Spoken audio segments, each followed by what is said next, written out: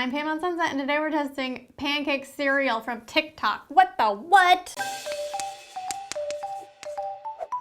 What's up, Pam Pam? I figured during quarantine, what have been the two things everyone's been doing besides not wearing pants?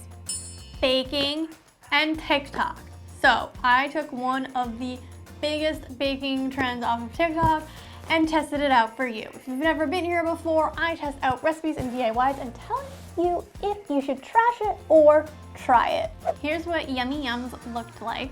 I wanted to test this one out because it looks like one of those things that should be easy. It's like, okay, I know how to make pancakes, I know how to make cereal, this should be easy, but I think it's one of those things that's maybe not actually easy. Before I reveal to you how mine turned out, I want to give you my tips.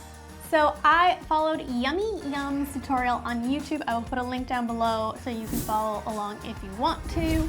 She's also Yummy Yum YT on TikTok. Tip number one. Ooh. So Yummy Yum actually gave me like a baking life hack here.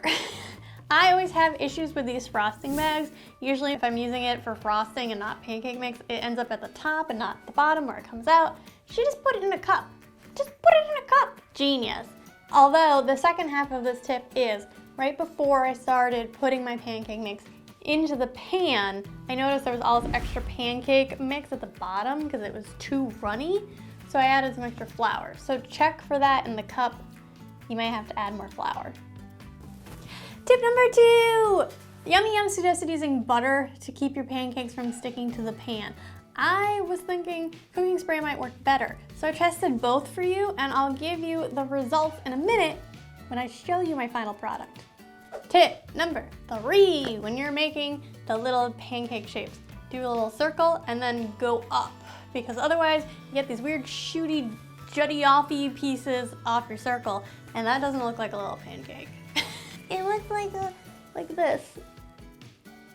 It has antlers, then your pancake has antlers. It's finally time, what you've been waiting for, the big reveal. It's time to find out if I did a terrible job or if it's delicious. Are you ready? Leave a comment down below what you would think it looks like. Here's the big reveal. In 3, 2, 1. Ah! Oh my God, it smells so good.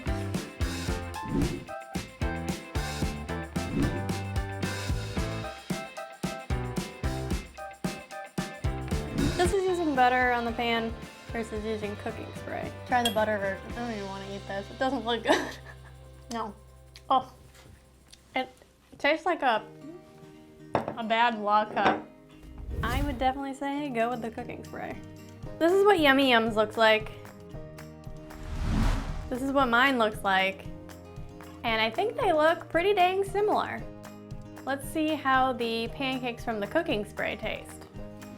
So she didn't have milk. I've seen some people have milk, some people don't. Oh my God, it tastes so good. It just tastes like pancakes. What? How would this not be good?